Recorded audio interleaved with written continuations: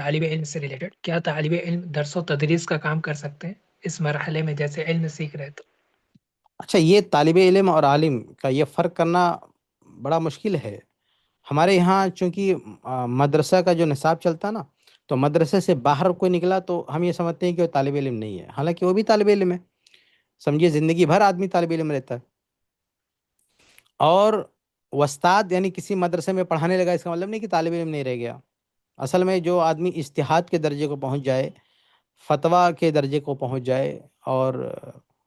تمام مسائل میں اس کو جو ہے درک ہو جائے، تو ہم یہ کہیں گے کہ یہ شخص جو ہے طالب علم کے ساتھ ساتھ درجے اجتہاد کو پہنچ گیا۔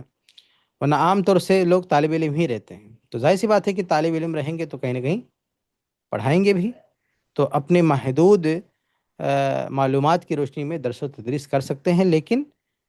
جس چیز کو وہ پڑھانا چاہتے ہیں اس چیز میں پختگی ہو تب۔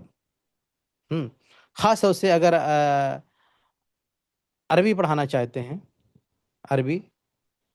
تو ان کو عربی کا کوئی بھی فن، قرآن، حدیث، شریعت کا کوئی فن پڑھانا چاہتے ہیں تو کم سے 1 منٹ، عربی کا کوئی بھی سبجیکٹ پڑھانا چاہتے ہیں، اسلامی سبجیکٹ، تو کم سے کم عربی زبان میں ان کی مہارت کمپلسری ہے۔ اگر کوئی شخص عربی زبان میں ماہر نہیں ہے، وہ ٹیچنگ نہیں کر سکتا، وہ تدریس نہیں کر، اس کو قطعاً یہ حق نہیں حاصل ہے کہ کوئی اسلامی سبجیکٹ، دینی سبجیکٹ پڑھائے، یہ اس سے بالکل بھی حق حاصل نہیں ہے، قطعاً حق حاصل نہیں ہے، ہم اس کے سخت خلاف ہیں۔ اچھا، عربی میں مہارت کم سے کم، ہم ہی نہیں کہتے کہ بالکل امر القیس بن جائے، اپنے وقت کا سب سے بڑا ادیب بن جائے عربی کا، لیکن اتنی معلومات ہونی چاہیے کہ کسی بھی عربی کتاب کا ایک صفحہ اس کے سامنے کھول دیں، جیسے فتح الباری ہے، فتح الباری بخاری کی شرح، اس کا ایک صفحہ کھول دیں اور کہیں کہ اس پیج میں کیا لکھا، کیا کہا گیا ہے، وہ بتا لے جائے۔ ہم ہی نہیں کہتے ہر لفظ کا معنی ہے، اس کو ہو سکتا ہے 1-2 ورڈ کا معنی نہ آئے، 1-2 سطر کا معنی بھی نہیں آئے، لیکن اس پیج میں کیا لکھا ہوا وہ بتا لے جائے گا۔ عام طور سے جو مدارس سے فارغ ہوتے ہیں علماء، اور ان کی عربی اچھی ہوتی ہے، تو وہ یہ کر لے جاتے ہیں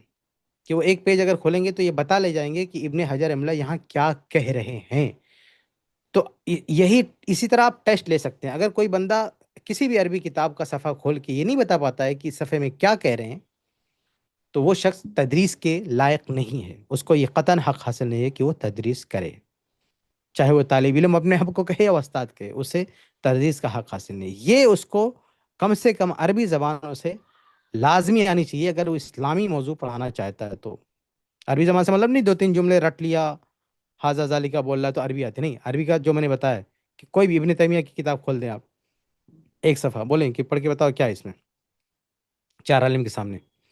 اگر وہ بتا لے جاتا تو ٹھیک ہے، تدریس کرنے کے قابل ہے، محنت کر کے تدریس نہیں بتا پاتا وہ تدریس کے لائق نہیں ہے۔ اسی طرح سے اگر کوئی خاص سبجیکٹ سے حدیث کی کوئی سبجیکٹ پڑھا رہا ہے تو اصول حدیث بھی آنا چاہیے، تفسیر پڑھا رہا ہے تو اصول تفسیر بھی آنا چاہیے، یعنی اور بھی چیزیں بڑھتی جائیں گی، لیکن بیسک کیا، کم سے کم عربی زبان اس کی بہتر ہونی چاہیے۔ تو یہ پہلی بنیادی شرط ہے، عربی زبان نہیں ہے تو دینی شرعی علوم کی تدریس وہ نہیں کر سکتا۔ جی۔